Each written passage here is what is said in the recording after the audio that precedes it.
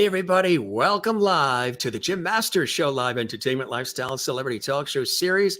We're bringing back the lost art of conversation and style with our viewers watching from all around the world and our celebrated guests coming in from all around the world, from Hollywood and Broadway, music, television, film, stage, culinary arts, sports, comedy, inspiration, health and wellness, you name it. I am your host, Jim Masters, and it's always a pleasure to welcome you to what we call JMS Levity Hall.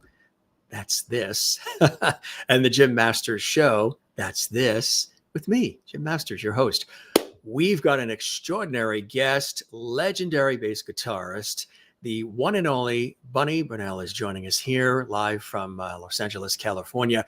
We were just doing an extended sound check because he is going to play live for me and for you and for all of us. How cool is that? Yeah, he's tuning up the guitar. He's checking out some of the samples, and it's going to be really, really cool. So he is joining us from his home studio, which is really nice. And again, he's an iconic figure in the music industry, bass guitarist, founding member of the Jazz Fusion Band, CAB. We're so excited to have him here on the show. Let me tell you a little bit about his background, and then we're going to welcome him on.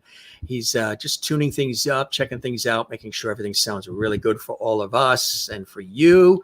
If you would like to comment during the show, gang, while the show is on live, this is one of those rare shows that gives you the opportunity to interact with us live. You can comment in the JMS Levity Hall chat room. What is that? We have a chat room that's open and live and available to interact with one another and us when the shows are on live. That's right. So if you want to do that, just subscribe to the YouTube channel, which is where this show is happening right now. That's Jim Masters TV. Just click the subscribe button. And guess what happens when you click that subscribe button? You can comment right now and interact with us and with each other in the JMS Levity Hall chat room. And we'll try to maybe sprinkle a comment or two on the screen if we can. And yeah, we're very interactive here at the Jim Masters Show live series. So that's something we do exclusively for our subscribers to our channel, and we love doing that. But let me tell you about our extraordinary and iconic guest who's joining us here. And we welcome everybody. We have a lot of incredible people who are watching right now, even some folks who are in other major music groups, beloved music groups, that are going to be joining us here down the line on our show. Bunny is known in the jazz world for his melodic, groove-oriented music and recordings, and he has collaborated with, performed, and continues to record with some of the most recognized names on the globe. He is a musician's musician. Bunny is celebrated as a fusion giant and one of the founding fathers of the jazz-based fusion movement. Still performing and recording great music, the internationally celebrated Bunny Brunel takes on a new role as editor at Large of Virtuoso Bass magazine. His passion is to recognize and pay tribute to the top of the food chain in the world of bass. You know, he's really incredible, from defining his signature style on fretless, upright, and electric basses to authoring numerous instructional books on bass technique and theory. There's really no end to Bunny's musical mind. But how many legendary virtuoso instrumentalists do you know who not only design their instruments, but build them too?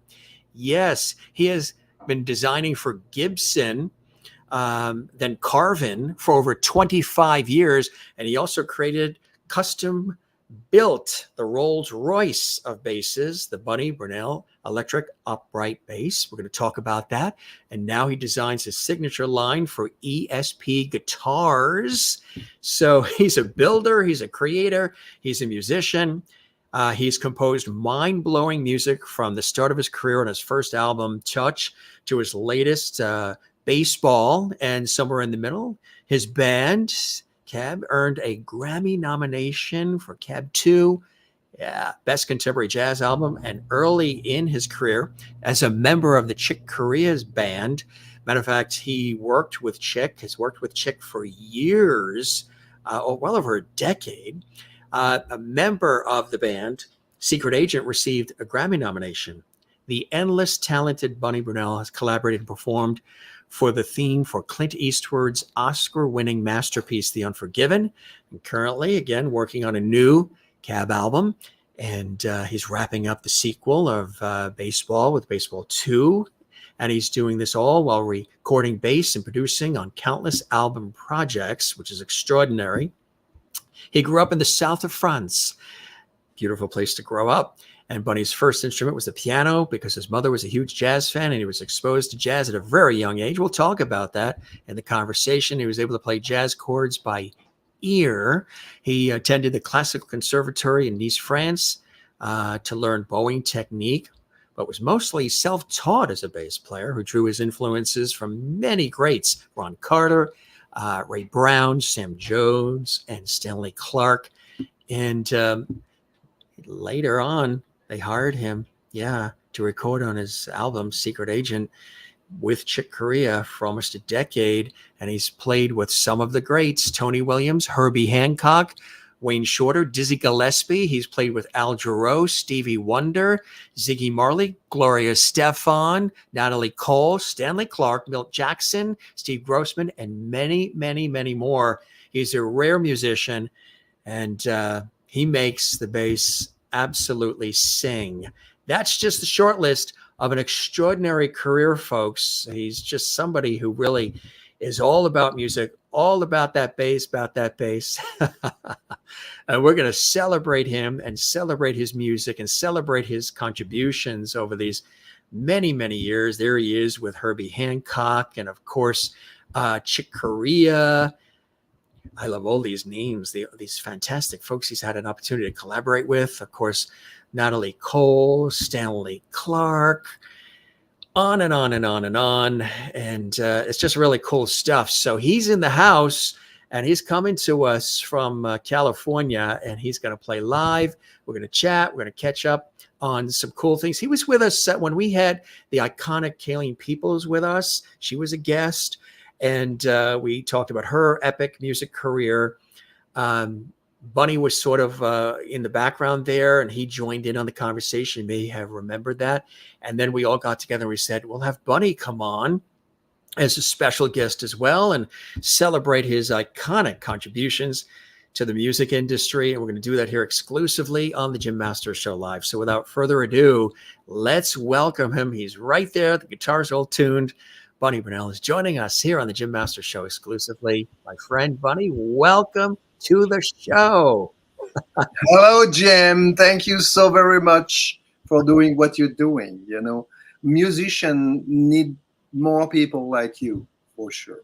I appreciate that, my friend. I appreciate that. You've got your beautiful instrument in your hand. What do you have in your hand right now, my friend? Well, it's I'm gonna back up. I don't know if you can. Oh, I have to go this way. This is one of those. This is one of those LTD basses. All right, and you know, this one happened to be this color and all that.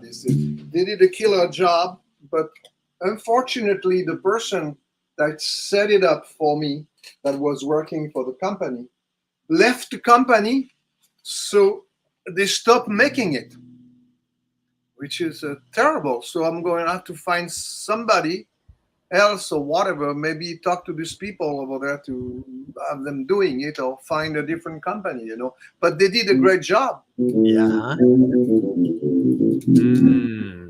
know, they did a really beautiful job. And I liked it. I liked them and all that. And maybe I would love to go back to the first company that did it. Was Gibson. Yes, right. I would love to go back to Gibson, but they had like 3 different show, you know, in LA. Yeah. You know, and I'm sure, and they didn't really show up. And you know, so I'm waiting and see what happened with that. Maybe I can get something. You know, so maybe having LTD doing it again. That would be fantastic, huh? Yeah, because they did a killer job. Yes. Wow. That's cool. It's so nice to see you again. I'm so glad you can make time to pop on the Jim Masters Show Live again. We had Kayleen with us last time. We had such an awesome time. We said, we got to get Bunny back here to celebrate music and good times, because the world needs music. Music is a great unifier. It's a universal language. It's an ultimate healer. You got to have more music in your life, right, Bunny? That's right. Yeah, and you've been doing it a long time. You grew up in the south of France, and tell us a little bit about some of those early, the early inspirations growing up. I mean, the south of France is quite a beautiful place, and your mother was a huge jazz fan, and she kind of exposed you at a very early age, right? Yes, she liked the jazz, music and things like that. And so you listening to some of the stuff, and you grew up listening to the right kind of music. So the first thing I did, I end up first I was at the École Hôtelière, the hotel school. I graduated from the hotel school. I actually learned to cook and things like that. Learn the business, of hotels and things like that. And at the end of the 3 years, I could have actually been an accountant or something. I had the whole ready to, things like that. And I actually worked in some amazing hotel restaurants in Nice, Cannes, and the south of France over there. yes, So some jobs and all that. But at the same time, that's when I start playing with the college band. They had a band, and there was just playing with them. And first, I was just playing the guitar, and then one day they told me, "Oh, go rent a bass. There is that guy, famous, the son of a famous actor, is going to play the bass." So I went to a place over there where they rent acoustic basses, and I rented a bass, and I came back with it.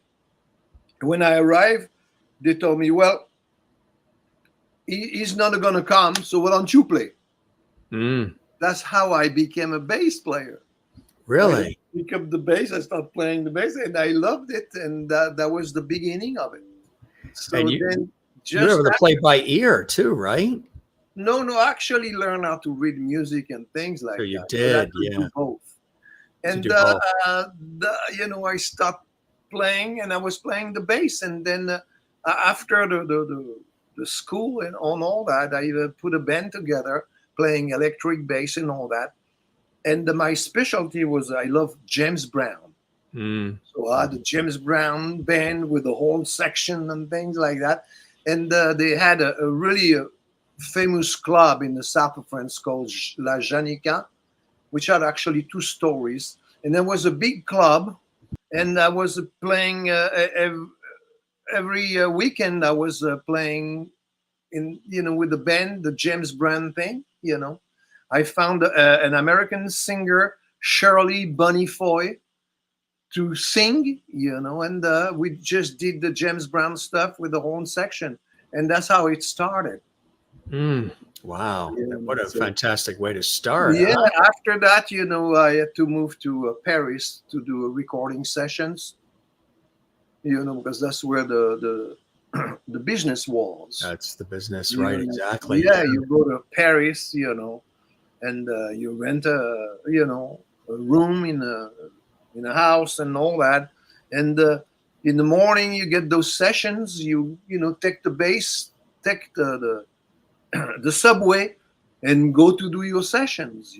So I used to go with my bass on my back, and go inside. You sign the paper to get paid. Yes, that's very important.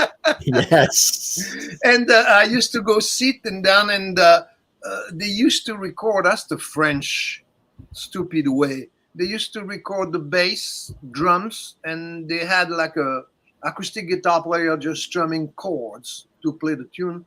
And you sit down, they give you a chart, and you just read whatever,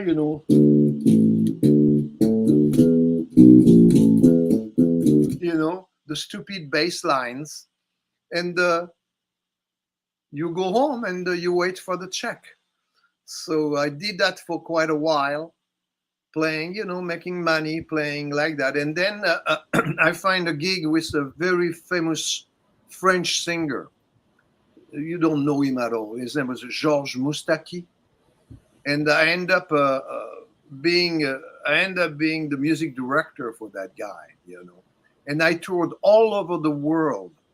He was playing everywhere. For instance, nobody plays in Africa. From the equator, all the west coast up to Algeria and Morocco and Tunisia. I played on all the countries. They were all French colonies with that guy. Nobody plays there. When I played later with Chick Corea and all, you would go and play in one place or something. No. I toured all the old French colony in Africa. And then after that, with that guy, I was going around all Europe and thing. And then we went to Japan. I actually know 55 cities.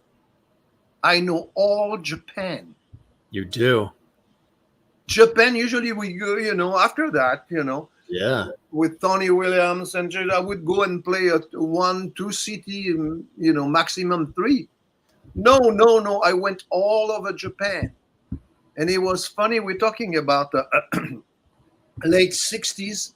I had to learn how to speak some Japanese because in a hotel, you pick up the phone, in one of those cities at the time. So, hello, say, moshi moshi. They didn't speak any English at all. So I had to learn, okay, denwa bango Tokyo kudasai, and give the number. I want to call Tokyo, and I had to learn some Japanese. So actually, you did that well.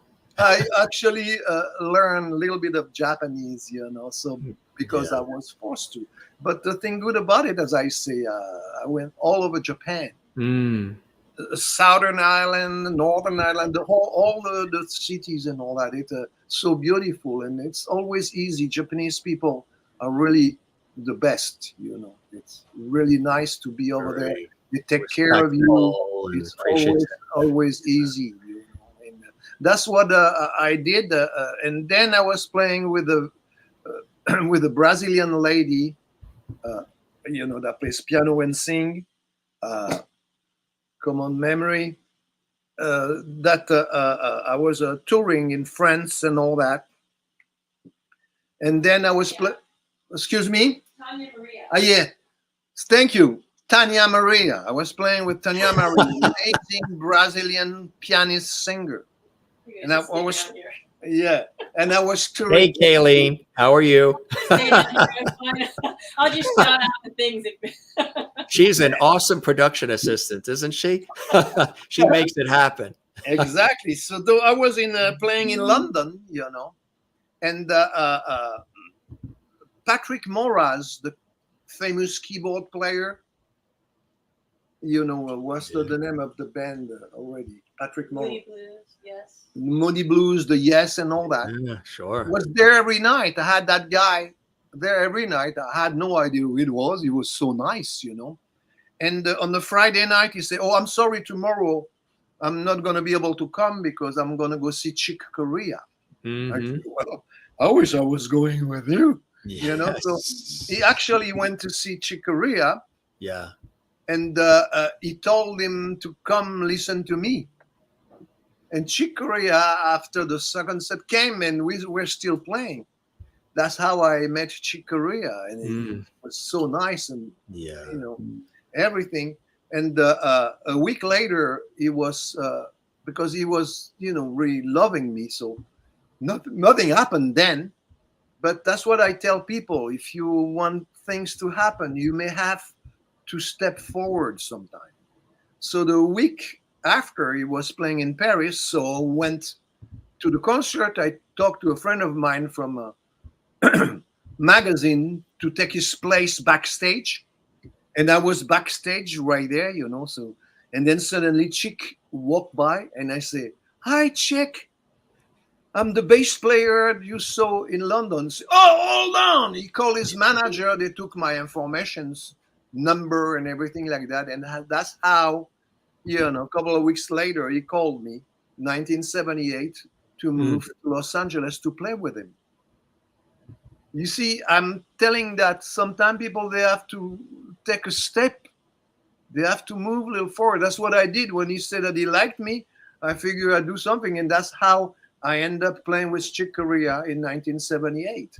Moved to Los Angeles, and I'm still in Los Angeles.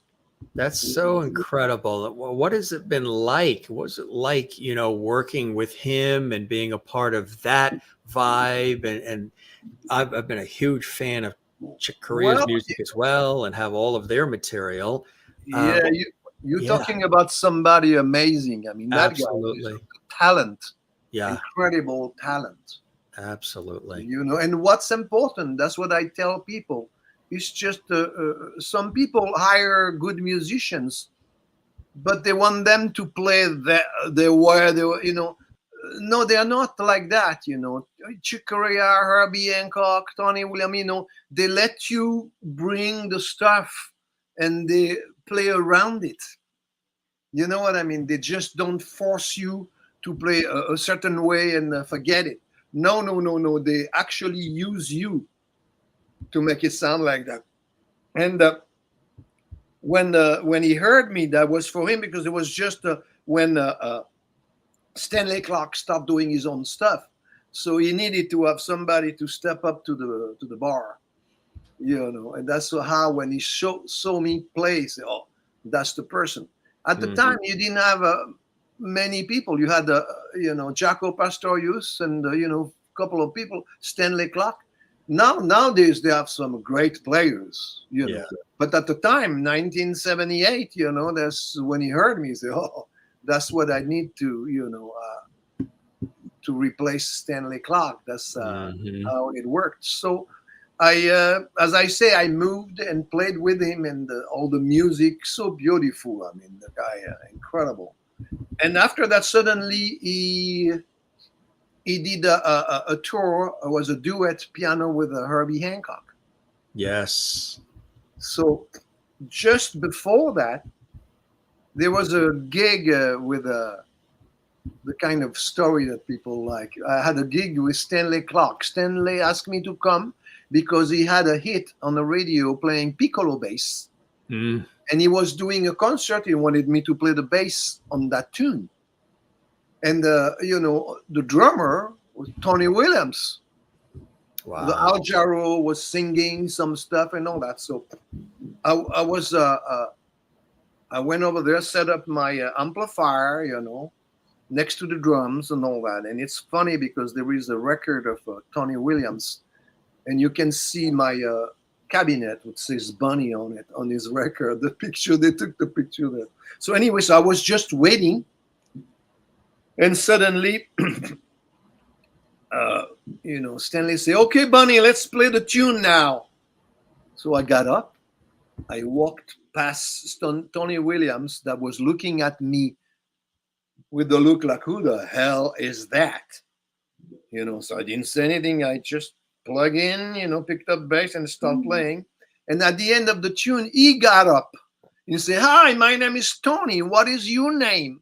And that's how I got the gig with Tony Williams and toured after that all over the world, while Chick was doing the duet with Herbie Hancock. So I played so many places. That was so good, all over the world with Tony Williams. And it was very good.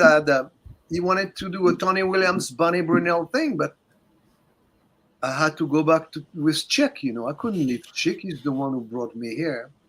So I did that, and a few, couple of years later, he passed away, unfortunately, because I wanted to do the Tony Williams stuff with him, So that's, you cannot control these things. That's what it is. So, and did you like the touring around the world? Did you like going to all the different places and venues and meeting? Incredible. Yeah. That's the thing. I was so lucky to be able to play with all those people. You have some pictures with different stars that I played with and things like that. Yes. And that was fun, That was fun to do it. And yes. It's There just, you are with Herbie. Yeah. That's a great shot of the two of you. That's what happened when you have two good-looking people. That's it, right? Where was this taken? Do you recall, Bunny? Well, it looks like it's the NAM show. Yes. It's at the NAM show, it looks Yeah, like. I can see instruments and all behind you guys. That's a really great shot. And this too, which we dug up, I love this one too. This is you performing on the 43rd Grammy telecast. Natalie Cole, Herbie Hancock, Yeah. Wayne Shorter, and of course Yeah. Jackson there. That's quite an experience too, huh? Oh, yeah. I mean, we're talking about the top of the line players in the world. Yes, and we definitely lost Natalie Cole way too early.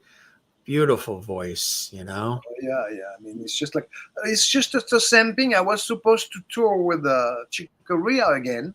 Yeah. And then they had the thing happen, so we moved it 1 year, and it just passed away on me. I was so happy to be able to go back, you know. When did you start to design and get involved in actual crafting the instruments themselves? When did that come into your world?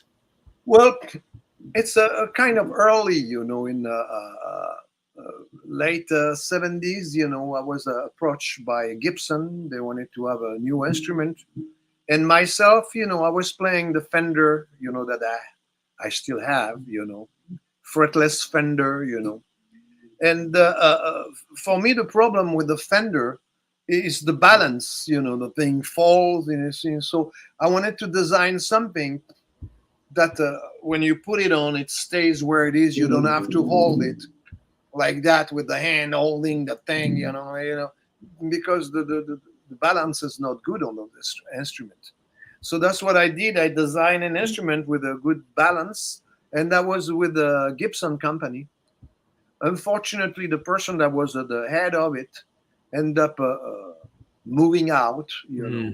So, and that's what happened. So they stopped doing my instrument, but they were doing a great job. That was the same job that I have with that, in the same design and all that. That was good.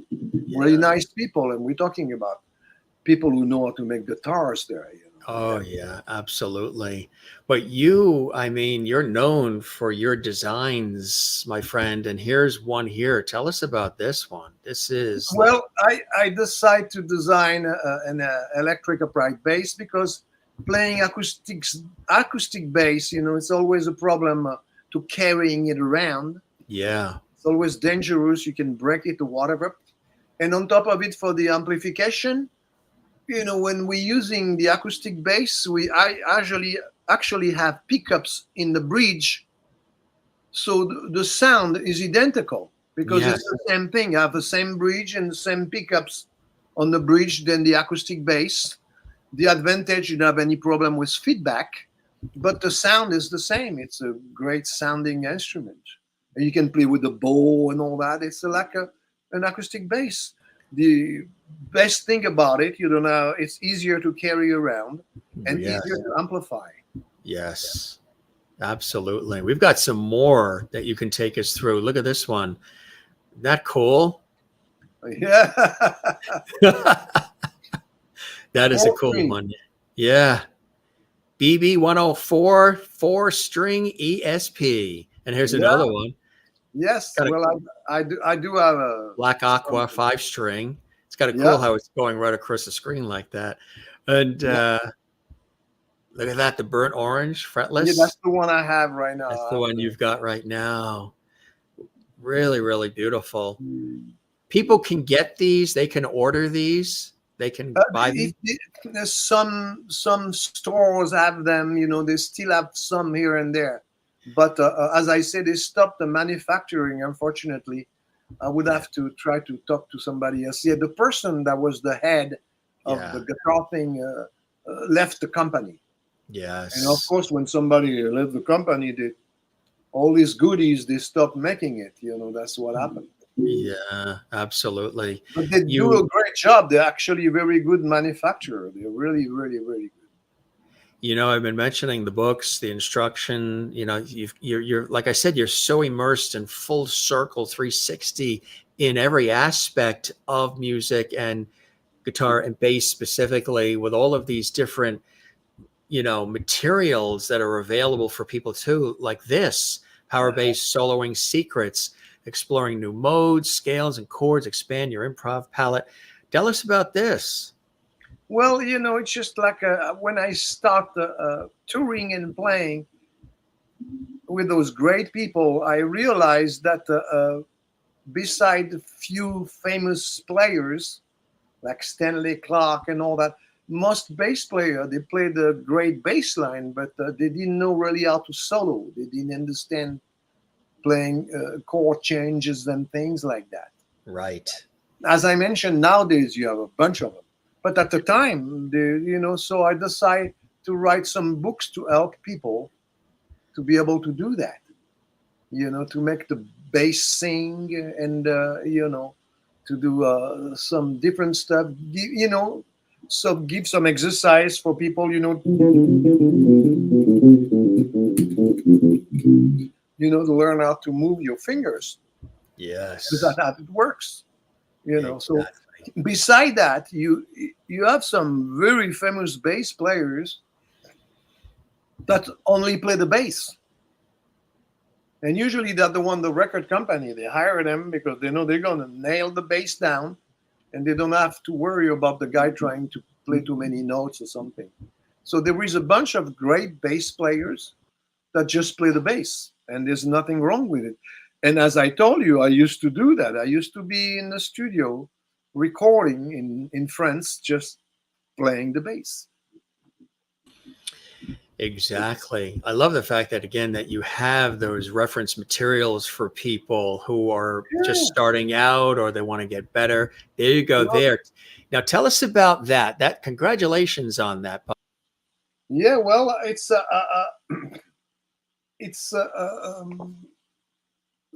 some different one, and I put some different bass player. Look, you have Kyle Eastwood right there on this one. You have I'm trying to talk to people and show them. You got a famous Larry Dunn. We're talking about amazing keyboard player and all that. So it's fun. So one of my favorite bass player that I used to listen to, Carol Kay. So this is a serious one right there.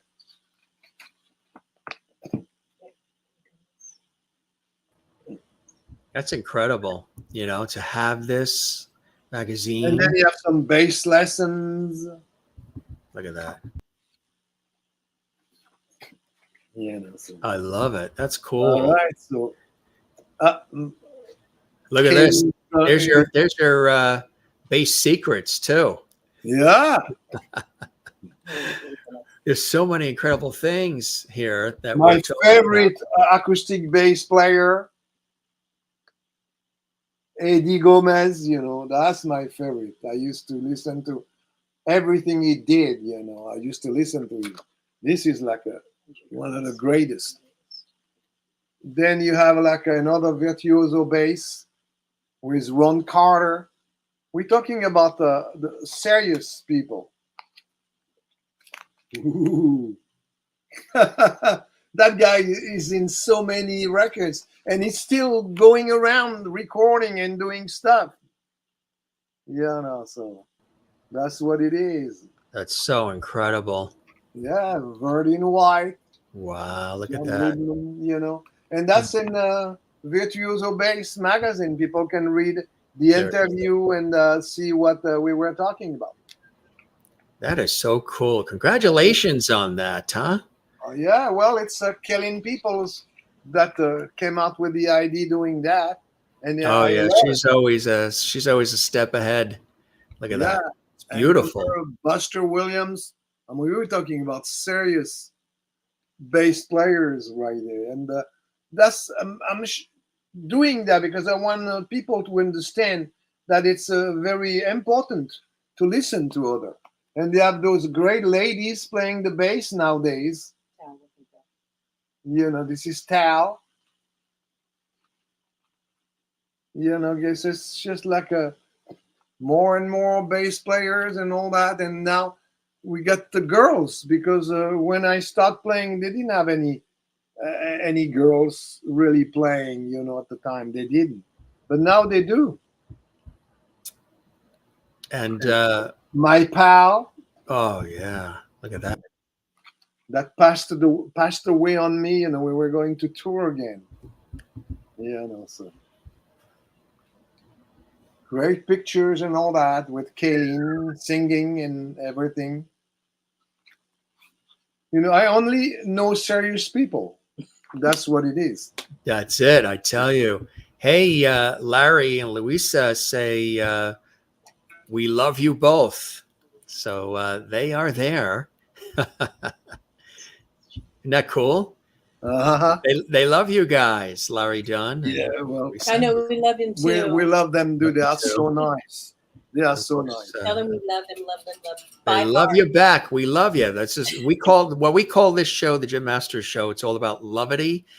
It's light, love, and levity together. I said 3.5 years ago, almost 1,000 episodes ago, that the show has a lot of light, love, and levity. And I said it too fast one day, and somehow I slipped up and combined love and levity, and out came the word levity. And out of that word, boom. So you guys are levities, they're levities. And of course, Larry, we know from Earth, Wind, and Fire. So it's so good to see him and Louisa watching as well. We send love to them. And so many cool things too. The upright bass for you, of course. There's a great shot of you there. Really, really nice. Love this shot as well, Bunny. That's a cool one. And I just want to see if we can dig it. There's a couple more really cool shots we've got here. I believe that in addition to that, we've got, look at this shot. Holding the magazine. Isn't that a great one? Yeah. Yeah. And this is with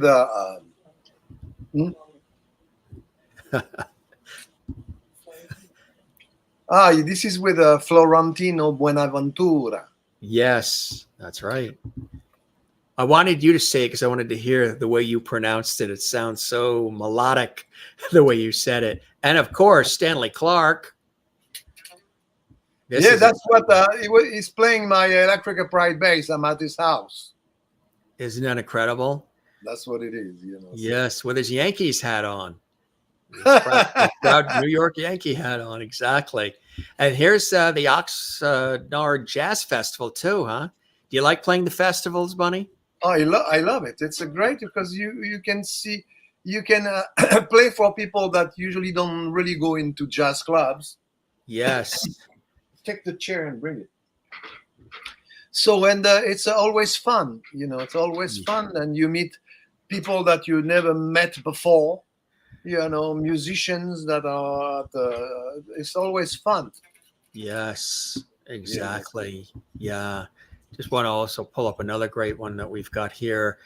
Look at this shot too. Tony Williams Trio. With a Tony Williams. Isn't that a nice one? My favorite, I was so blessed, to play with Tony Williams. That's the best. We're talking about the best right there, Yes. Incredible. You also, like I mentioned, you performed the theme for Clint Eastwood's Oscar-winning masterpiece, The Unforgiven. Tell us about that, how that opportunity came your way as well, Bunny. Well, it's just I actually taught his son, Kyle Eastwood, how to play the bass. And if you check, he's touring all around the world playing. And on top of it, he had the great idea of playing his touring with a string orchestra and all that, playing his dad's movies music.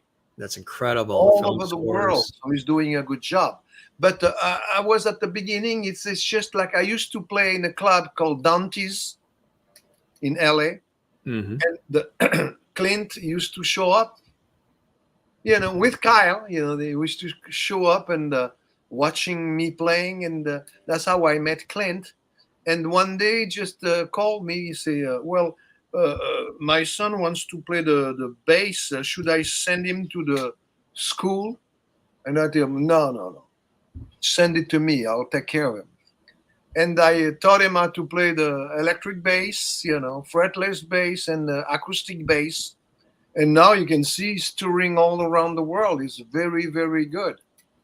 But before it started playing and all that, had did a couple of stuff for Clint. That's wonderful. Do you like, working on film scores and music for the movies as well? Well, as I told you, I used to be in Paris playing recording sessions. So I used to do that type of stuff. You go in, and you got an arranger who writes the music, and you just read the chart. Whatever. That's what it is. So I did a bunch of those things like that. Yeah. How about for advertising, for commercials, session musician for TV themes and jingles and commercials? Yeah, that's as I told you. I used to go in the studio, sit down, they give you a chart and you just read the chart, and that's what it is. So did you enjoy that? I didn't even know where it was going. Where it was what the whole thing was, right? Yeah, I was just what it's for. I just signed the paper to get paid, read the chart, and go home. Yes. Wait for the check. Wait for the check. Maybe make a couple calls. We're still waiting. 60 to 90 days. That's it. Meanwhile, you still have to eat. How about if I do that? And then, of course, this, Bunny, we'd be remiss if we don't mention this. Tell us about the creation of this iconic jazz fusion band and how this came to be.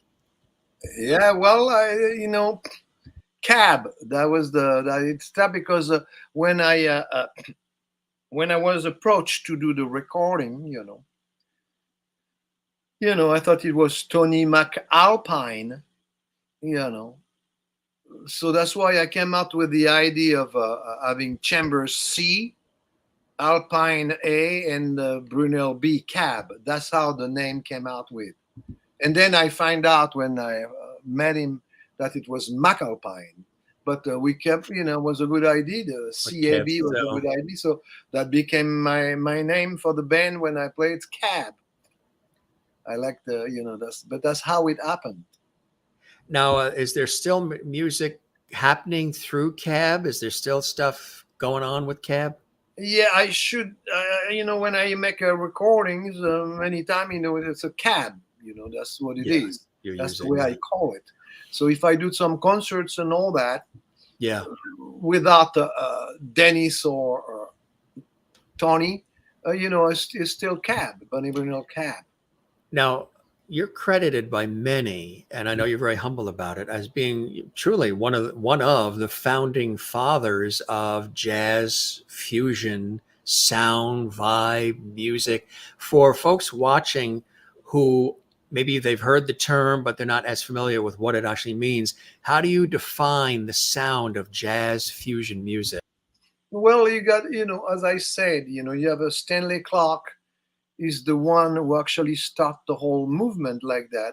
And then you end up having Jaco Pastorius, that end up, everybody was like, oh my God, such a great musician composer. And I met him, and he loved what he heard, and he was very amazed because he's not somebody that really improvised. Everything he plays, which I think was perfect, so beautiful. He created those melodies and all that, and that's the thing that he would play. When he played a tune, he would play whatever was recorded as the way he played it. So that's why I loved him, because it's so beautiful, the melodies, the sound, everything. That guy was such a great musician. Yeah. You have to understand, for me, you don't have to be like a soloist to be good. Correct. You know, you have to be a musician, and that's what he was. He created stuff on the bass that was the melody so beautiful. That guy was so good, and he wanted to record with Stanley and myself. So that was the thing, and I wish we had done that, but you know, went down a drain and passed away. So we were ready. You know, that would have been great. Stanley, Jacko, and myself. Could That you would be- imagine? But Oh, what he liked when he heard me yeah. is because of the improvisation. When he heard me play live, I was, you know, in LA, you know, and he came to a gig. And the first time he came to the gig, when I finished playing, I came up the stairs to go. It was with Tony Williams, you know. I was walking up the stairs with Tony, and I see Jacko on top of the stairs, and I could see his bass. He used to carry the bass just like that, as well. It was all beat up. And I came up and I said, why didn't you play? You brought your bass. And he said, oh, I didn't need to play. You played. You know, so... so it's just that's the first time, you know, he didn't want to play. But the second time he came, he'd actually sat down and play, and I like it. But he was, you know, I wish he had played, but that was a compliment for him. It was just Bunny Brunel is playing. I don't need to play, so that was the compliment. But it's too bad because I just love the man. I just love him.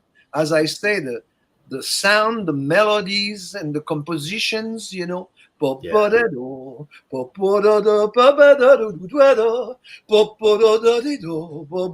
like, hello. That's it. Exactly. Genius. No, you know what I mean? Yes. Yeah. Genius. I just loved them. I just loved them. So Yeah. that's why I was so excited. He wanted to do Stanley Clarke, Jacko, and Bunny Brunel. That would have been outrageous, you know. That's one of those things that didn't happen, unfortunately. No, right, exactly. But you've kept going and creating and doing and sharing, which is absolutely extraordinary. How many different instruments do you play? Well, actually, I'm sorry. I'm trying to do something here because you wanted me to play after, and then Trying to hook things up and is making noise, so making a little bit of a rattle. Yeah. So, well,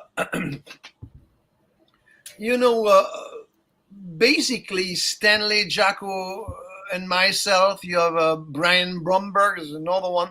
It's just we kind of create the fusion. You're talking about the fusion movement with the bass, because that was the thing. You asked the question, and that's what it is, you know. So you end up we end up doing stuff and playing bass solos, playing melodies and things, and that's the jazz fusion. And how many different instruments do you play, Bunny? Oh, that's why you were asking me. Yeah, I started with the piano. The piano was my first instrument, and then I got into the guitar. When I was at that hotel school in the band, I was actually playing the guitar. That's when, you know, they told me to rent a bass, and I ended up being a bass player, and I still am. But I actually can play guitar, especially acoustic guitar, like bossa nova style, nylon string guitar. That's why I'm not really a electric guitar player, but I can play bossa nova really well, you know, on acoustic guitar. That's what I do. But my main instrument is definitely playing the bass, definitely. Who are the others in the industry over the years that you've always admired, whether you've collaborated with them or just others that are out there, folks that have inspired you as well, Bunny? Well, I showed you the picture, you know, like Eddie Gomez. Yes. Romina is the king of the acoustic bass. I mean, that guy was Yeah. killing everybody. We're talking about 20 years before me. That guy was amazing, playing the Mhm. melodies, the solos. It was incredible. Then I really liked Ron Carter, just the bass line and the sound. You know, you gotta, they didn't have to solo or whatever. Some people, I Yeah. loved them because they were good. So I like to listen to them. And but the number is, cannot really remember all the names, but that's why I end up doing, we talked to Stanley, and we wanted to do an album. We did, that's the first one, baseball, and you can see that you have like a Stanley on the bass, Victor Wooten, Billy Sheehan, Steve Bailey, Armand Sabaleco, Adrien Ferro, Marc Berthaud, Josquin Després, Tony Bonfils, that's French people, Dominique Bertram, and Fifi Chayeb. So we decide to do something and invite all those bass players that people can, discover them.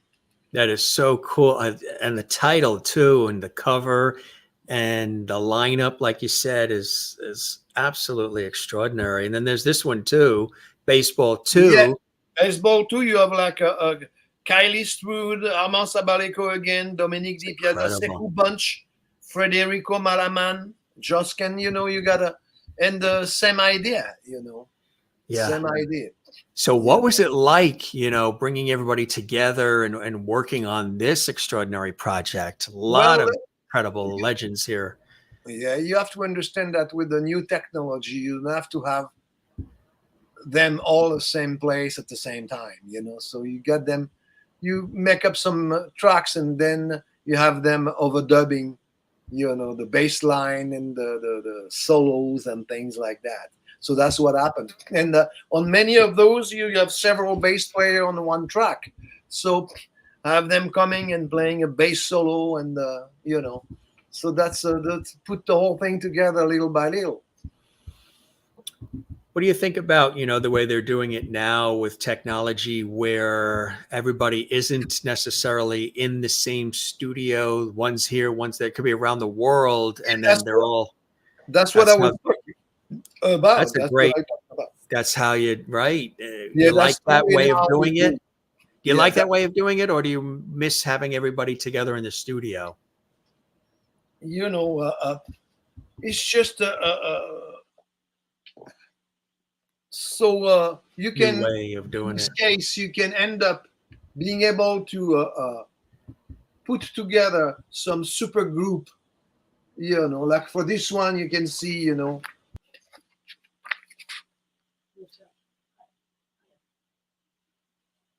with Larry Dunn and all that. So it's fun to be able to do that. It's fun to be able to introduce people, get the thing together, and get the thing going. Get it all going. Listen, and they love it, because Yeah. before was kind of impossible, because it would cost a fortune to bring all those people together, get the recording. So the technology is making it happen, where you can have people around the world in different locations all together, which is quite amazing to be able to pull that off. Look what else we dug up here, Bunny. Oh, that's number one. Yes, tell us about this. Yeah, I finally changed the cover, because that was an album that I did with my friend Daniel Goyon. Yeah.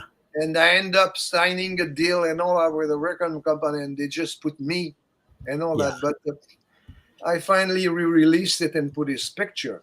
That was my friend Daniel. I played so many times with that guy, and did so many recording sessions with him, and many concerts in Paris and in France. He's actually from a city called Grasse, next, not.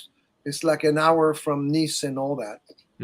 and he would come down and play and all that, and that's what it is. That's my pal. You got the keys to the city too, huh? Well, that's what happened. If you want to be able to drink good champagne and all that, You got to have the keys so you can unlock the liquor cabinet where the champagne is. That's what that's what that key to the city's for. We always want to know. That's what it is. Gets into the good stuff. Yeah, for the good stuff. Yeah. Merlin's in Ontario, Canada. She wanted to know, where did the name Bunny come from? How did Bunny? Because it's Bernard, but Bunny is the name. Okay. You remember I mentioned to you that I had a band with that playing James Brown with that singer, yes. Shirley Bunny Foy, American singer. And I guess at the beginning she tried to call me Bernie. And we mistake it to be Bunny, and it stayed like that. It's perfect. Because my name being Bernard, she called me Bernie at the beginning, and ended up being Bunny. Bunny is unique. It's perfect. It's because you are an energizer for sure. Look at this too. Dug this up with Chick Corea. Yeah, it was live. Yeah, live under the sky. Live under the sky, 79. Yeah, again, all this music, folks, you can go back into archives and get all this great music and these great sounds. And what are some cool things that you're working on now as we speak that you're excited about, Bunny? Well, guys, I'm working on another Bunny Brunel. I gotta do a new Bunny Brunel cab or whatever. Yeah. So I gotta still do stuff like that, and I'm doing some recording also for my wife, Kelly Peoples, that sings and play the flute. It's and amazing. You gotta be working. You gotta do something. You gotta please the woman. Yes. So full. Did I hear a snap sound or something? Yeah, she's the one who made the noise. That's fantastic. How did you guys meet? I don't know if we talked about that when she was a guest on the show, but how did you and Kayleen Peoples, the incomparable Kayleen, meet? How'd that happen? Well, should I come on screen and help? And I was gonna say, do your stories match? Because sometimes the stories don't. I'd love to hear. There she is. Yeah. Okay. Let me hear how you think we met. It's just like you're talking about a gorgeous woman. What do you expect? So when women, were you in a studio? Were you in church? Were you in a cab? Let me tell the story, and then I'll get off screen because this is not my interview. We were at but you're having an awesome hair day, that's for sure, Kayleen. Oh, thank you. Okay, let me get more into the. There we go. Yeah. Where am I looking? Okay, there we go. I'm looking there, right? Am I looking in the camera? Yeah. Okay. You are right there. You got the sweet spot. Yep. Okay. We were on a board for an entertainment website, and I was introduced to him, and because I love, I've done a lot in France, and I took 5 years of college French and everything, and he was speaking French, so I was like, oh my gosh, so I'm trying to speak French to him, which I really love, and then after that, we exchange numbers. I think we exchanged numbers, and then he started showing me pictures of his daughter's dance competitions all the time. And basically we sort of lost contact, and then I was lost at NAMM, and I was wearing a pink frilly thing, and I'm a blonde hair, everything. And if you've been to NAMM, you probably know that it is a testosterone driven event. So I was being harassed like crazy, and I was trying to just find some place to hide to get away from it. I was lost. So basically, I ended up walking in front of his booth where he was displaying his electric upright bass, and he called my name out. And I was like, oh, somebody, you know, and that's how we ended up really connecting, really, because he basically babysat me while the whole that day. Just stop doing that. The whole day he babysat me, and then said, oh, you know, I understand that you have an album you're doing. And I said, yeah, but he goes, well, maybe I could play bass on your album. And I'm like, well, you know, the album's really done, and I'd have to like get rid of somebody to include you. It's finished. And then we just sort of lost connection. And then I called him one day, and I decided I was going to redo a song called Nature Boy. There was no real groove in the song. And I said, you know, I really need to start from scratch. Okay, I'll call Bunny. Called Bunny, offered him $200, a whopping $200 to play bass, which is an insult, by the way. But I didn't know who he was. So he comes to the session, recording session, and it was a thing where they're all like, you know, when you track the whole thing live. So we had the quartet live, remember? Mm. It was with Tony Moore on drums, Leon Biscaro on grand piano, and Mark Hammond on guitar, and then Bunny was playing the acoustic upright, which is what I wanted on my record. And I never had heard anything that good in my life. I was like, what the? And I Googled him while he was playing, and I was like, oh my gosh, this guy's famous. What the heck? I offered this guy $200. So that's kind of how and yet he did it. Yeah. He's a professional. He did Yeah. it. He, you know. So And- that's really how it started. I didn't even know who he was. I had no idea who he was. So Wow. yeah. See? So now I'm gonna remove myself from this. That's a interview. great story. Now, Bunny, what's your version of the story? The Yeah, I same? I mean, when you meet such a gorgeous woman, there's nothing you can do. You Yeah. know, you're just like, The $200 was just a bonus. yeah, It's exactly. like, Who cares? if you want, we'll do it for $100. Yeah. That's fantastic. And you've collaborated and you play together so well, and it's such a beautiful relationship and situation, huh? And making beautiful music together, right, Bunny? That's right. It's a sweet spot to be in life for sure. This is a cool shot too. I like this. We dug this up too. Look at that. Invent your future. Yeah. That's what everybody should do. I know you're a big believer in that, right? It's up to Yeah, you. I You mean, have the power. Believe in yourself, right? Yeah, what it is you cannot just sit down and wait for other people to do it for you. No. You have to invent it by yourself and go for it. Create the opportunities, Yes. right? You also like to do, which I think is really cool. You regularly give seminars on your unique approach to the instrument. Tell us about these seminars you like to do. Well, I like to do that because many times, you know, people don't understand, you know, they have an instrument and they kind of look at other people. And Yeah. I want to be sure that I gave some good things to them to make their playing better. Right. It's just like you get people, you know, playing, you know, like that. And it's, you know, I explain to them, no. You don't need to play like that. You know, you got to relax, you know, play with the flat fingers. And I tell them, you know, put the thumb on the other side. Like that, you can really, you're not fighting the instrument. That's the idea. So I show them stuff like that. Like that, when they try to practice, they see that it's actually easier when you use flat fingers. And the thing good about the flat fingers, you're muting the other strings. You see, nothing is ringing. Why? Because it's all flat. I'm muting the stuff.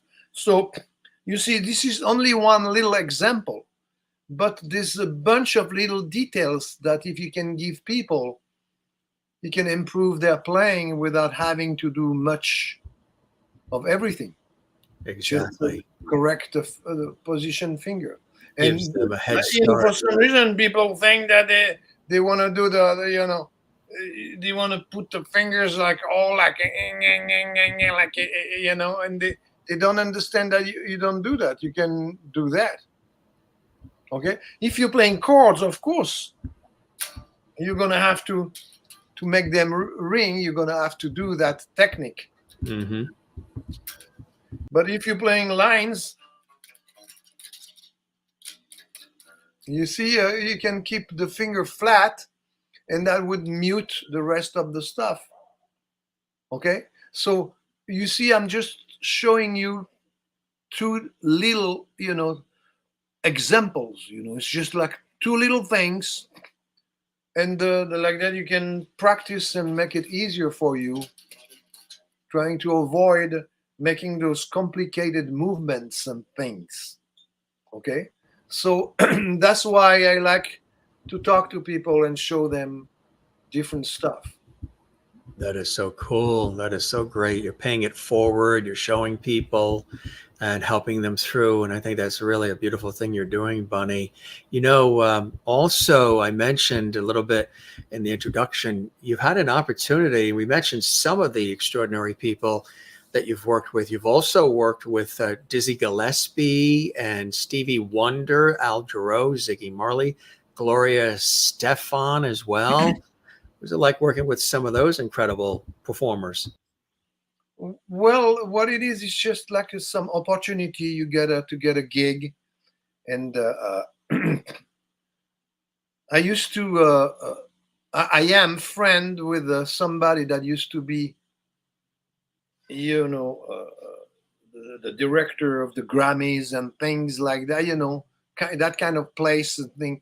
So I end up being hired to do some concerts, with such great players, because they wanted to have diversity on stage and things. So I end up playing, doing a little concert with some amazing player like that, and I'm so glad I did. That was great, doing stuff like that, and that's what happened. It's just a little concert that I had the chance to be hired to be part of the band and playing. So in this case, you're not playing solos, whatever. You just play the bass. Right. And as I told you, that's all I used to do. So I have no problem playing the bass. I remember doing a concert live. Let me ask, what's the name of that valiant player from India that I played with? I don't know. Anyway, she doesn't. I have no idea who you're talking about. Yeah. India. So I did a concert like that. The name is going to come back. It's a famous valiant player from India. And we were playing. I just played the bass. I was just playing the bass. And suddenly, on the tune, he told me, "Oh, just play a bass solo on this one." Okay, play a bass solo. So we arrived, and I start playing the bass solo, and we had a standing ovation. People were waiting for me to play a solo. He couldn't believe it. He didn't know. So, but when I played, it was like a standing ovation. We couldn't believe it. It was like yeah, they know I can play solos, so they were waiting for it. It was like, finally he's playing a solo, it was funny, but that was the gig, because I was supposed to just playing the bass. I was not asking to play a solo or whatever, but he's the one who figured, oh, why don't you play a solo here? And then he realized, oh my God, I took over. So that's what happened. I love your laugh, Bunny. I love the sound of your laugh. It's just really It's robust. It's cool. I love. Yeah, I love that. It's real. That's what's cool about it. You're real. You want to play a little something for us, my friend? Oh yeah. How about if I do? How about if I play you something for the bass? Yes, absolutely.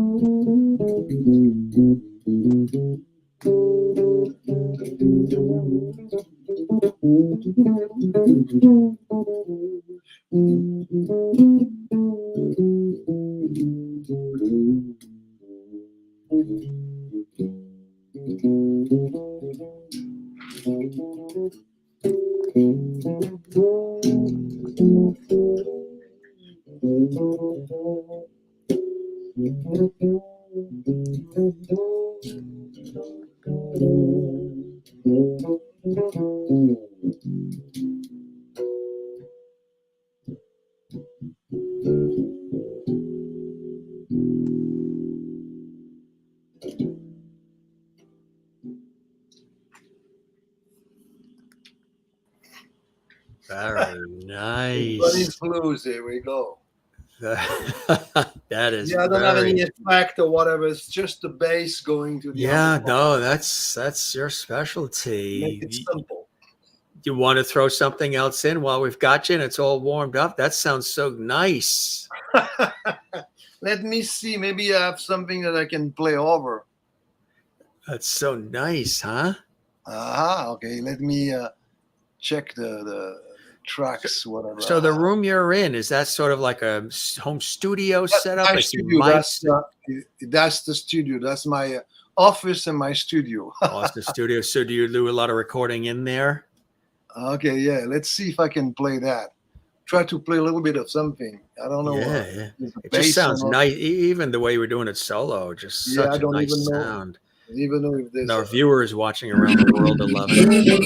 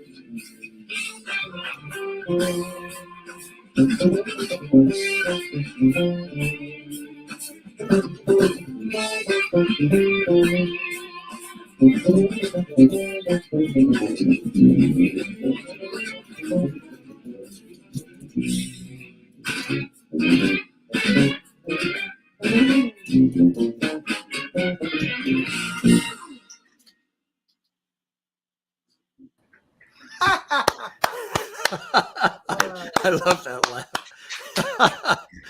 Awesome, awesome, awesome. Yeah, I hope That it was sounded okay. You know, I don't know. that's well, not the same as stage and studio, but still it gives people a good sense of the sound and everything, and everybody loving it. Great comments coming in. Larry says, Bunny, you show off. And then he says, go Bunny, and great show, Jim. And oh, look, we've got more great. Look at this one coming in here too from Michael Pollard. Yes, sir, Bunny. Loving it as well. And then Silver Light says, and welcome everybody from around the world. Great show, Bunny. Loving it as well.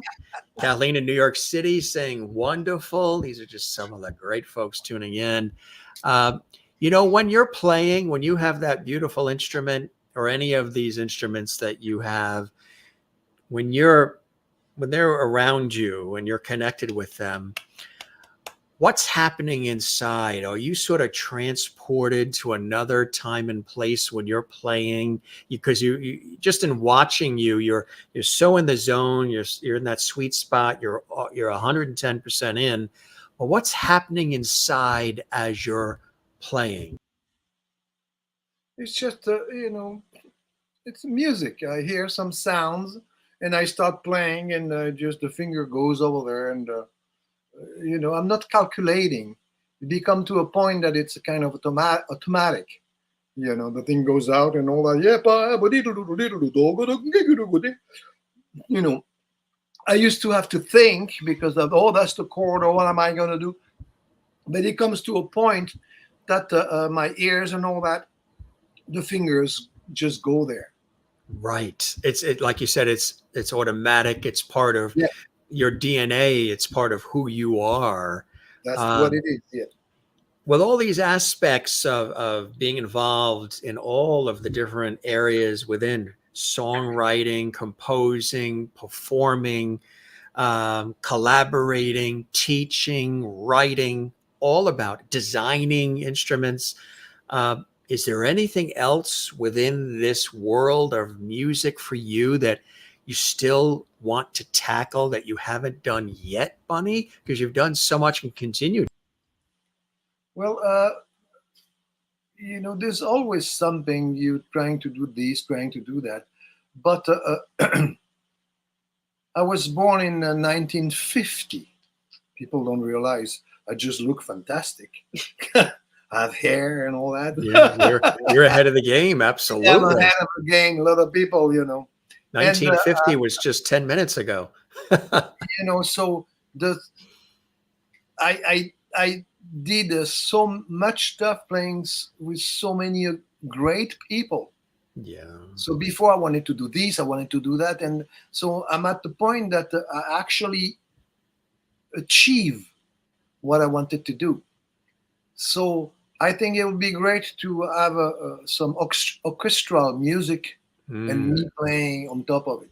Yes. And what's great about that, I'm married to a woman who can write symphonic stuff. Yes. So I'm going to do that. That's going to be the next move. I'll have her doing some stuff and I record the bass melodies and things like that on top of it. That would be my next step that I never really did. And that would be a perfect thing to do with the perfect wife.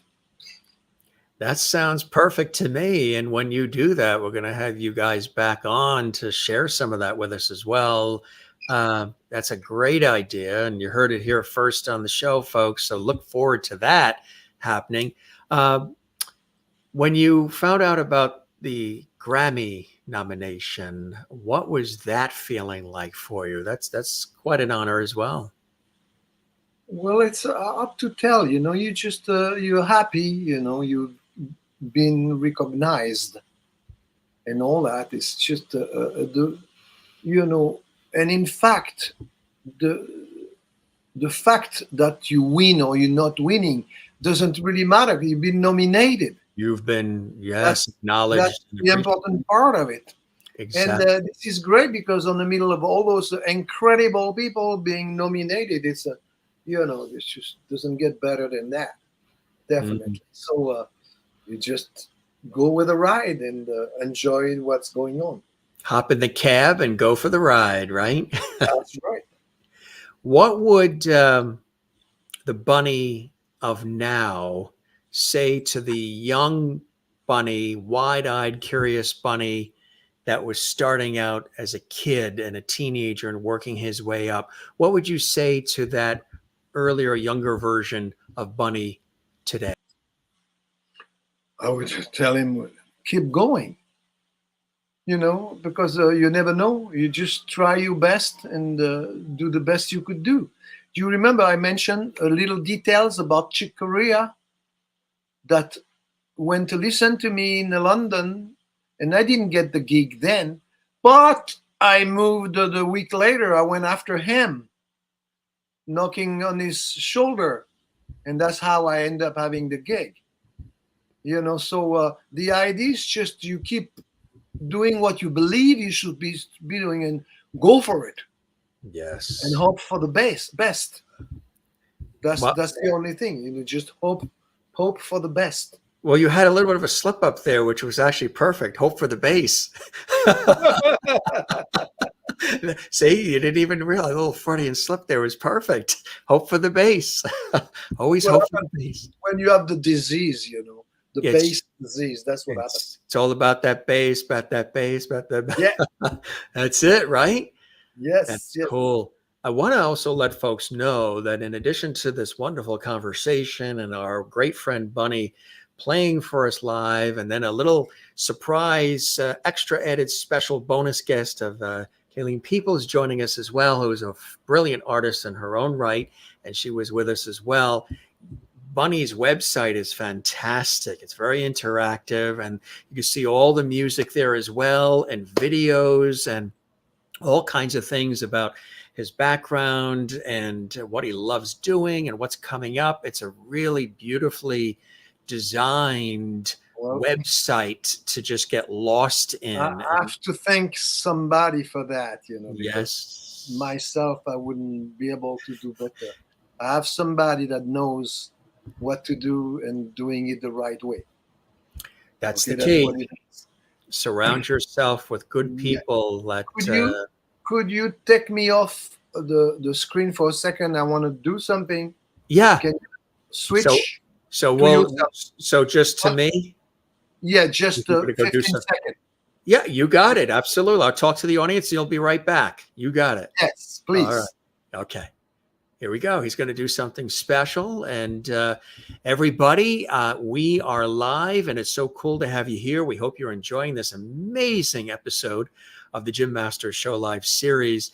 And I'm your host, Jim Masters. If you are enjoying this episode, then give it a like. We would love that. Bunny's going to be back in just a second. He's doing something special there as well. And if you're enjoying what we're doing, here's what you can do in the meantime.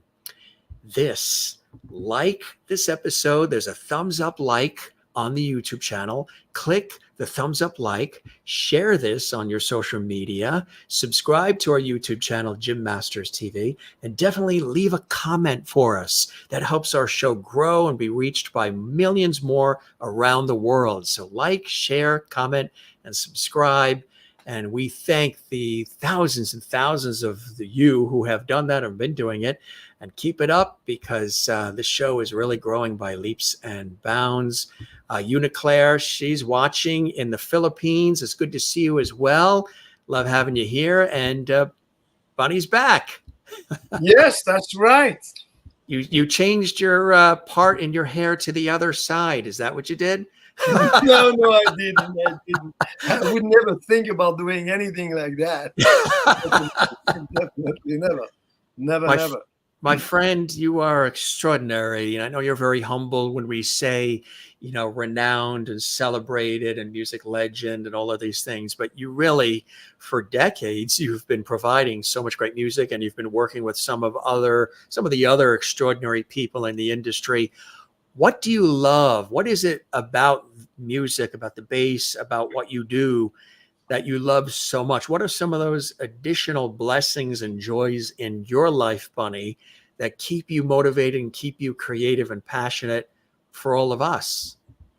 Well, it's just you end up getting into a trip, you're practicing and all that, listening to great musicians, and then creating something new and all that, and you keep doing it. I was very fortunate to be able to be recognized, by Chick Corea and brought here and play with all those great players. And when you do that, then it's putting fire to the thing. You get excited and say, oh, I'm going to do this, I'm going to do that. And then you make some composition and make some recording, and you're not thinking, you keep doing what you're doing. It's just that's the way it is, you keep doing it. I wanted to say something special. That's why I had a little stop right there. I am from France. You know that. I was born in the south of France, in Nice, as I mentioned. Played inside all those great hotels and all that. That was the gigs. Yes. Doing the gigs in hotels and things. Yes. Monte Carlo. I've been in Monte Carlo so many times. My mother is English, Swedish, and French. My mother. Oh, very good. That's a great mix. Nice. And I used to play the drummer that I used to play with. We have a very famous drummer called André Ciccarelli. That who knows, that's the guy. I used to play with his father, Gianno Ciccarelli. All those gigs that I did in Monte Carlo, Cannes, and all that he was on the drums. That was the fun. So great family. There's Oh, yeah. another kid called Jean-Paul that played the drums as well. But I used to play with the father always. So, and I just asked Kéline to help me. I wanted to do something special because being French, Oh, I that's want to have nice. a drink for all the musicians, especially the French musician, a little bit of wine, to celebrate what's going on and to celebrate your show. And I really thank you so much for doing what you're doing. And I'm going to have a little sip just to thank you. I appreciate that. Let's toast. I just have a cup of coffee, iced coffee here. Well, whatever So works. whatever it is, cheers. I should have made it. My dad is English Irish. I should have made this an Irish coffee. Yeah. Mm. Anyway, congratulations for your beautiful show. Oh, And you are amazing. Thank you so much for interviewing me. And I hope people enjoyed what I had to tell them about. There's so many musicians I wish I could have mentioned that I played with. And the great drummers, guitar player, keyboard players, and the number is endless. So I'm not going to start saying just a couple of them. My memory is not that good, and forget the other one. I just want to, have a drink to all of them. To all of them. Thank you so much for playing with me and helping me create all that great music. Would you ever write a book, like an autobiography or a memoir of your experiences? I'm sure Kéline can help with that. Maybe I don't. Yeah, maybe that's not a bad idea. Right? That's not a bad idea, though. Yeah. Just share the experiences of what it's like to be, in the music industry all these years. Here we go. Here she is. Welcome back. Yes. I'm coming back on because Stanley Clarke is directed. It's already in the can. A documentary on Bunny Brunel. We actually started in 2017 in collaboration with my film company, and so that will be coming out probably in 2024. We are like-minded or what here, huh? That's going to be amazing. So that is going to be amazing. He told me, he pulled me, he said, you tell him about it because, there's actually a snippet floating around on YouTube, Stanley and Bunny talking, in which it will also be inside of that documentary. But we have Brian Auger is going to be on there. Larry Dunn will be on there. Wow. Yeah, you could hear the solo. Kyle Eastwood is in it. The solo on the second tune I played on the organ, that was Brian Auger. Yeah. There's the king of the organ. So. Yeah. So there's going to be quite a few amazing people. That's going to be incredible. We should do an episode where maybe all of you come on together, when we chat and everybody can compare notes and share stories. How cool would that be, huh? Oh, that'd be fun. Big old party. We'll have to have wine for that. Yeah. Well, yes, right. I'll upgrade from the coffee. Like with all those great players that I played with, so it's just incredible. I was just thinking, she mentioned, talking about organ playing, Brian Auger. Yeah. I toured with him, played so many times. This is like the most incredible player of all. And it's just, he's got famous playing, rock and roll and things like that. But that guy can play jazz like nobody else. He's just killing. Yeah. Killing. And he's one of the nicest person. Yeah. No ego, whatever. But he should have, because there's nobody as good as he is on the organ. I'm sorry. Yeah. Nobody can beat that guy. He's the best. He's the best. Absolutely. Yeah. And so are the both of you. I have to tell you, Bunny, while you're looking at the camera, maybe when you watch this later and you share it again on social media or what have you, the adoring look that Kéline has when looking at you. It's really a sweet look, the way she tilts the head a little. She's just like, funny. And when he looks at you, the same thing's happening. Well, I married my groupie crush, so So I'm a groupie. I married my groupie crush. I tell you, I've always been like, I married the groupie that crush.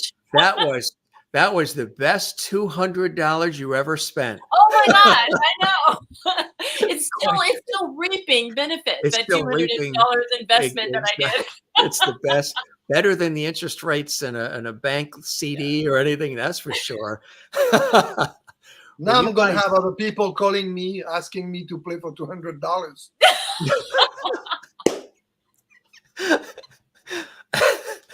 Oh, I was so embarrassed when I found out who he was. I was like, oh my gosh. What an insult. Oh, I'll have to, I don't know. My album's done, like. Yeah, right? It's it. This is so cool. You guys are the best, truly. This was really an extraordinary, we don't say interview, as you guys know, I don't say interview, even though they are interviews. These are conversations, warm, authentic. And I always tell the viewers, especially because we get a lot of new people all the time watching from around the world, none of this is scripted.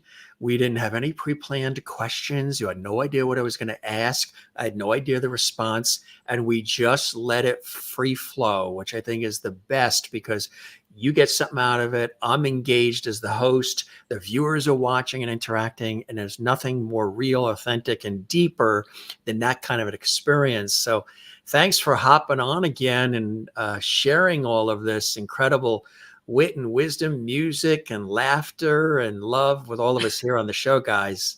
Loved it. I want to do something because you asked me a question.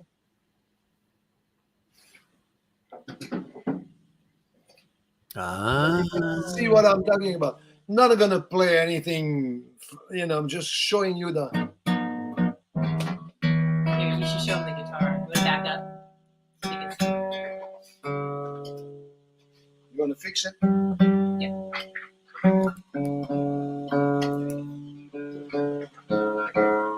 Go over this way.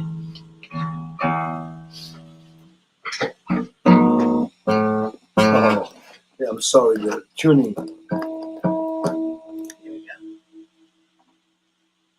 Give me a second because with the weather, I mean, just like the...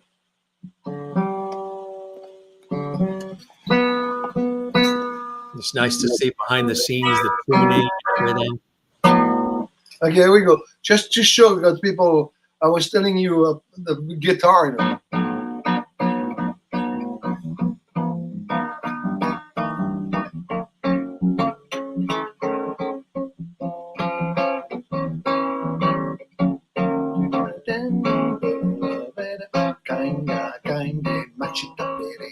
Madeira di vento, dura di sera, un mistero profondo, non queira, e ho vinto di te.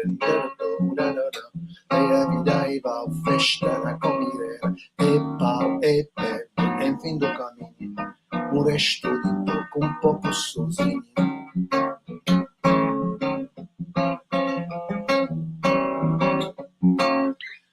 You see, that's what I was talking about. I used to play stuff like that. Which is really nice. Yes. Yeah. A little of a bossa sound. Yeah. Love it. So I used to play and sing, I used to play and sing bossa nova and things like that, so. Yeah. Love bossa nova. And he's recording this, the first ever official recording of Bunny Brunel singing on my album Romantic Bossa Nova on Waters of March, Aqua de Marcia. He's actually singing and singing duet. Wow. That's on, yeah. On Romantic Bossa Nova. So that's what I wanted to I wanted to kind of play a little bit that you see that I actually could play, so. We know, we think you can play. Absolutely. So that was the idea, just to play you a couple of bars. That's so nice of you to do that. Yeah. You're a class act. That's what I used to do and play with some people, As I mentioned to you, I actually played with some very, very famous French singers. You know, the one I was talking to you about, you know, Georges Moustaki, this one of the biggest. And the Yes. guy, as I toured all over the world with that guy. Why? Because the French government would send him. Okay, and they have other stars, they wouldn't do that. But they send that, as I told you, Africa, well, all the west of Africa. Nobody goes there. But they send that guy, and, you know, I just played with him and all that. And you know that the guy never gave me any charts or never asked me to play a bass line, or he just let me play whatever I wanted to play. Oh, that's the best, huh? Because he knew that I would make it sound good. So, You would take it and make it your own, right? yeah, what a gig! You know, I didn't have to read any charts. You know, just listen to him thinking and just play the line. And just do it. Simple music, simple music. You know. Have you been back to the south of France to visit? And you still have family and friends there? Yeah, we were there. You know, we got married. We went there, and that was fun. You know, it's a 2018. You know, she remembers the year, and we had fun. And my brother was still alive, and we had my brother. We had all my friend. Kyle was there. Kyle Eastwood. You know, you have all my best friend were at the wedding, and that was fantastic. We loved it. We loved it. It was So really your family got a chance to see your success and your progression in your career, which is beautiful. Yeah, it was funny because you mentioning that, and my father, who was specialized in playing soccer, he would help kids. You know, he was like and things like that. I had two kids, and we didn't play soccer. So the way he was thinking, and he was actually saying it, we're good for nothing. We were good for nothing because we didn't play soccer. We were not really interested in whatever. I used to go, you know, with him to the, you know, he used to work in that city called Villefranche, you know, over there, very beautiful place. You know, teaching kids, he was like taking care of the whole thing. And that's the way, you know, he was thinking, you know, good for nothing. No, I'm telling you. But I'm that not probably kidding. it changed around after, right? No. But so we just let it go. We didn't care with my brother. We didn't care. My brother ended up being the chief of police of the whole south of France. We're not talking about some, no. You know those, they call it CRS. They are like the main police that can be anywhere. He was the chief of all the south of France, from Spain to Italy. Mm. It was funny. One time I got stopped. You know, I got stopped on the freeway, you know, and I just got out, show my license. And I just told him, oh, I'm the brother of Commandant Robert Brunel. You are? Okay, be careful. They left like if I had a disease. It was hilarious. It was freaking hilarious. It just, it's the brother. Let him go. Let him go. Yeah, to tell you, I never saw you before. Of the South, you know, so Yeah, it was hilarious. yeah. It's such a beautiful south of France is beautiful. A lot of people that's where they retire. They go to Spain or south of France. I still love it. It's such a nice place, and I'm glad we got married and we were over there with my family. What a great place to have that happen. Yeah, absolutely. Yes. Yeah. Yes, that's she's the one who gave her away, you know, at the wedding. Oh, that's She's nice. the one who did it, you know. So no, that was a killer wedding and all that. And we were over some friend's house that's beautiful in the hills. It was incredible. It was incredible. Really And there's nothing better than that. I still like that place better than anywhere else. And I've been in some gorgeous places all around the world, but Nice. You know. Tell me about the story. It's a beautiful place indeed. I get what? An antique jazz festival, wherever you're playing, I saw you on the TV. Oh yeah. If you like, for instance, one of the most famous jazz festival in France is in Antibes Jazz Festival. Antibes, that's the way it's spelled. That's the most famous jazz festival that's been around forever. And I actually was lucky because what happened, Chick Corea, The shots. that's the shots, yeah. Yeah. Okay. Show it. Chick Corea was going to play with Herbie Hancock, duet. And I met the director of the festival over Chick Corea's office. And Chick had me coming and meeting the guy. And the guy was so excited. He said, "Oh, you got to play. You got to play at the festival." And I actually played at that festival. I don't know if you can see pictures and whatever. See what I'm doing. This way. That's the place. And I played over there, with my band and all that. And it was a really amazing experience. It was great. The drummer was the brother of the son of that old guy that I mentioned, Jeannot Secarelli. That was Jean-Paul Secarelli on drums, because I couldn't get, his brother was sick. He couldn't make it, unfortunately. But that's a great drummer anyway. So, and I played at that jazz festival and all that, and I ended up being on TV, the main TV, the main TV channel 2, whatever. The network, yeah. And it's still, you can see it on the internet. You can find it. I was on the main things like that. That's it. Great. Yeah. Reach the top, reach for the stars. Always the best. That's cool. Great stories. And then finally, to go back to what I was saying, good for nothing children.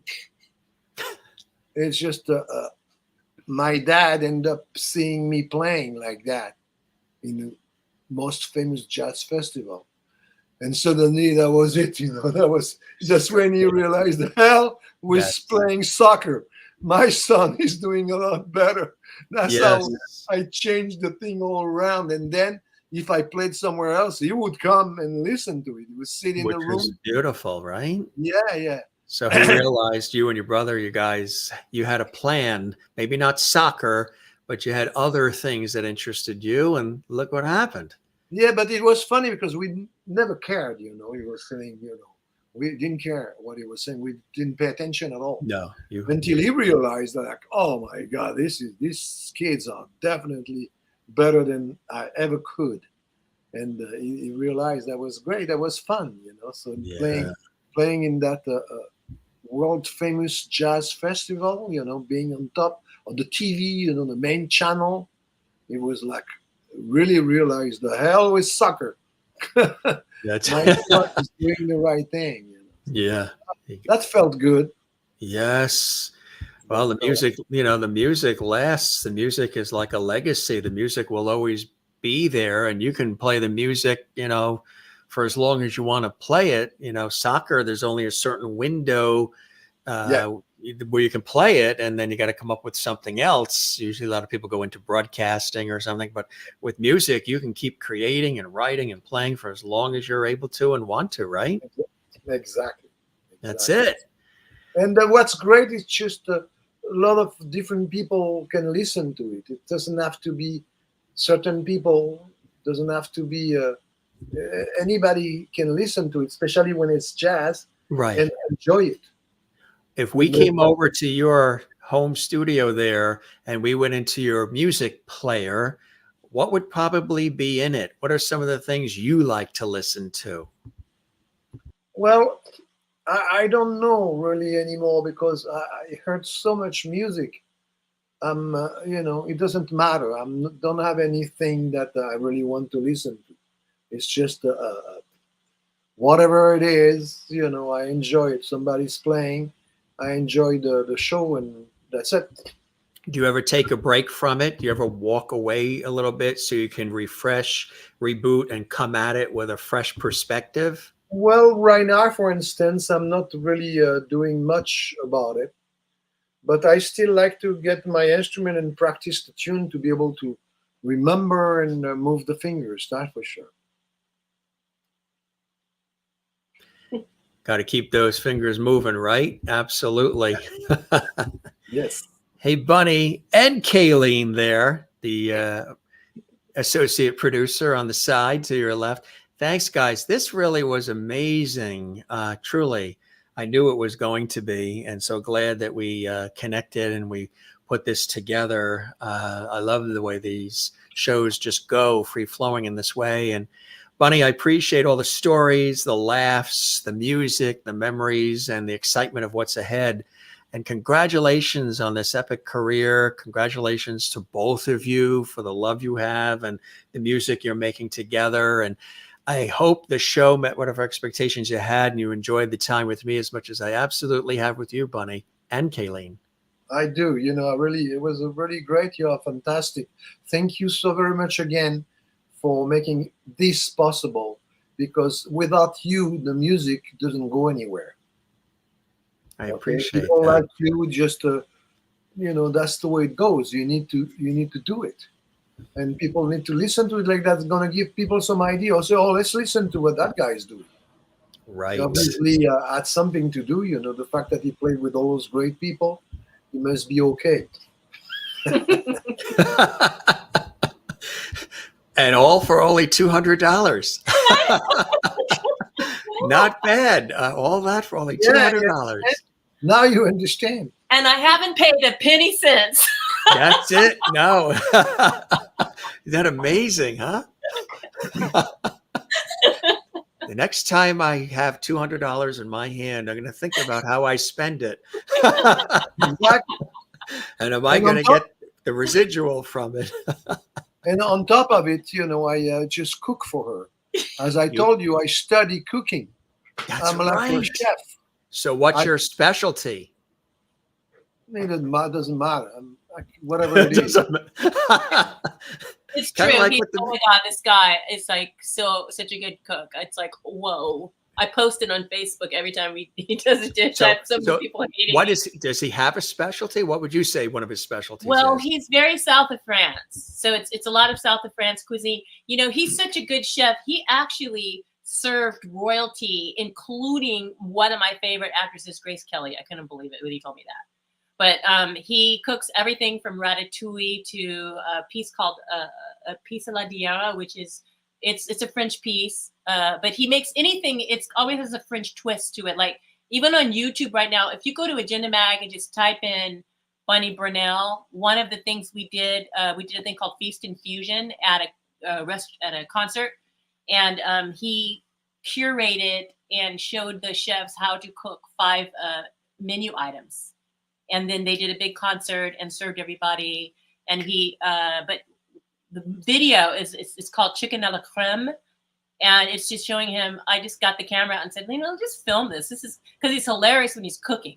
He's like, he's hilarious. He's funny too while he's cooking. So anything, he can make anything, but it would always sort of have a little bit of a French twist to it. And regional too, south of France. And regional. Yeah. You probably would love the episode of the Jim Masters show, which we have archived on the YouTube channel, where he's a friend, and I've interviewed him actually on American television on PBS for his PBS specials. He's been on PBS for decades, but he also recently, and he lives not far from here, actually just a couple of towns over from us.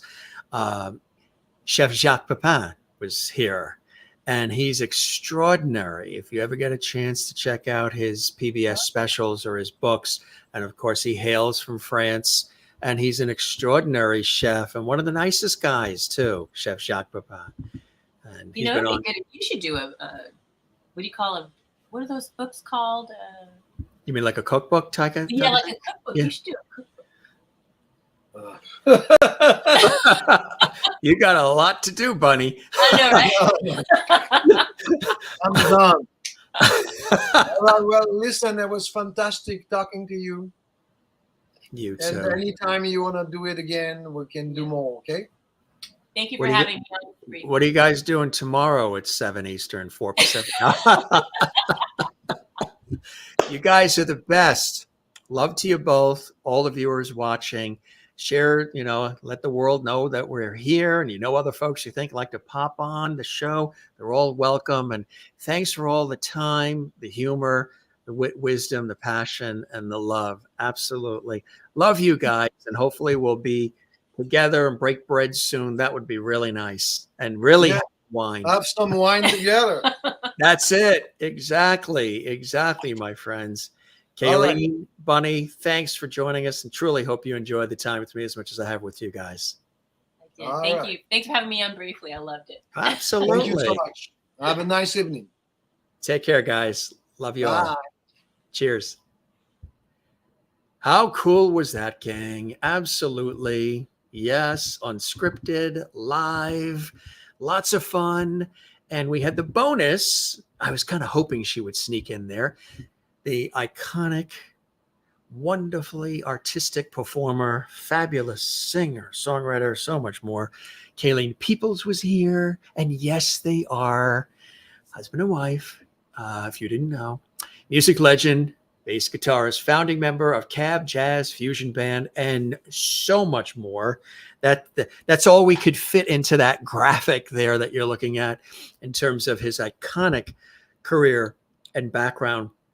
What a great guy, right? Just really talented, fabulous stories, very humble, originally from the south of France, still loves, of course, his wonderful France, but he's brought so much of the music over here to the States and to Canada and really around the world. And as I mentioned, he's also, look at that.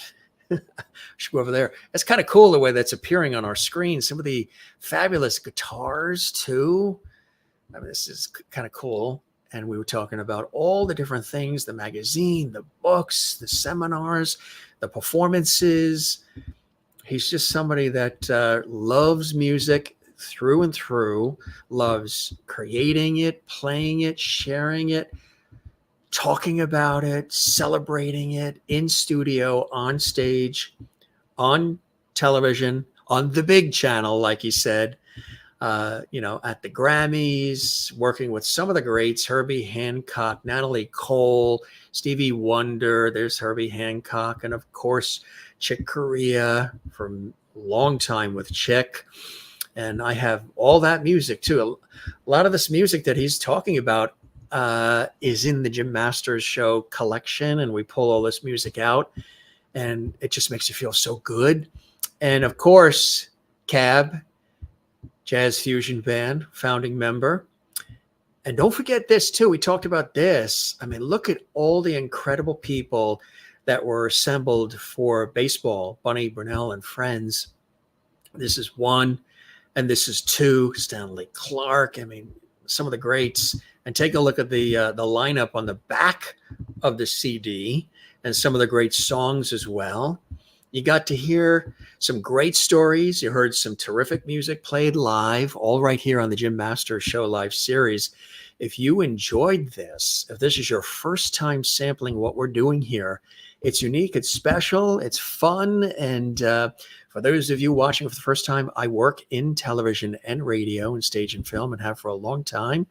And this whole series, the Jim Masters Show Live Entertainment Lifestyle Celebrity Talk Show series, grew out of my continued years in broadcast on air. And it's just a blast doing this.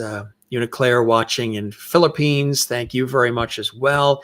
Kathleen in New York City, and everybody watching. Thanks for all the great comments. If you didn't get a chance to comment, or if you would like to comment some more, we encourage you to do that. That helps us continue to grow. And there we go. Of course, we always thank you for watching, but don't forget to give this episode a thumbs up like on our YouTube channel, share this, leave a comment for us as well. Right underneath this episode and all the episodes you enjoy, drop a comment on the YouTube channel in the comments section. We really appreciate you doing that. And don't forget to subscribe to our YouTube channel, which is Jim Masters TV. Yeah, that's the channel where almost 1,000 episodes exist, which is unbelievable that we've done that many shows so far to date as of now. 3.5 years time. That's a lot of lovely, a lot of great conversations. We welcome everybody who's new, who sampled the Jim Masters Show live. We welcome our faithful JMS Lovely viewers who watch all the time and who are, religiously loyal and faithful to what we're doing here, which is special. And we have a good time, lots of smiles, lots of inspiration, and great entertainment. And we just let it ride. Like Bunny said, you just let it ride and you just enjoy it. And we really hope you enjoyed your time with us here watching the Jim Masters Show live series, doing something special for all of you. So for all of us here at the Jim Masters Show live series, we thank you very much. We appreciate your being here. Don't forget to like, comment, subscribe, share. You can find me on all the social media at Jim Masters TV, at Facebook, Instagram, Twitter, which is now X, and of course our YouTube channel, Jim Masters TV. And come back and see us again. We have so many extraordinary guests that are coming up day after day after day. It's extraordinary, and the balance is doing it while also working full-time in broadcast. Sometimes it gets a little bit of a juggle. Kathleen says, loyal is my middle name. She's one of our most loyal, lovely viewers. She does the super chat, super emoji, super stickers, which you can do to support our series when the show is live. Super thanks on the YouTube channel at any time, 24/7. And Louisa Dunn says, this is Larry again. Well, this is Larry now. Larry, of course, and we hope to welcome him to our show as well. He's with another fabulous group, and we have all of their music, Earth, Wind, and Fire. Larry again. I can really cook, but Bunny is one of the most amazing cooks I have ever had the pleasure to eat his food. He is cooking mofo. That's there's no other way to top that. You know what I'm saying? We're going to have to try his cooking. I'm getting hungry. Do you know I didn't eat dinner tonight? We had such a busy day, and it's almost 9:30 in the evening. We're on the East Coast. We're here in the New York area, the southern New England coast between New York and Boston. And I'm from New York originally, from out east on Long Island originally, but we're here between New York and Boston. Fall foliage, beautiful time. But we didn't eat yet, so we're going to have some dinner. And maybe a little wine. I think that wine that Bunny was so kind to toast us with, that looks pretty good about now. There's his website again, bunnybrunel.com. Check it out and keep abreast of all the other cool things he's doing. And one more time, thanks for being with us here on the Jim Masters Show live series. I am your host, Jim Masters, thanking you for your time this time till next time. We love you all. We love having you here. Spread the word. Don't keep it a secret. And we'll see you on the next one here on the Jim Masters Show live. All right. Take care. Be well. And cheers.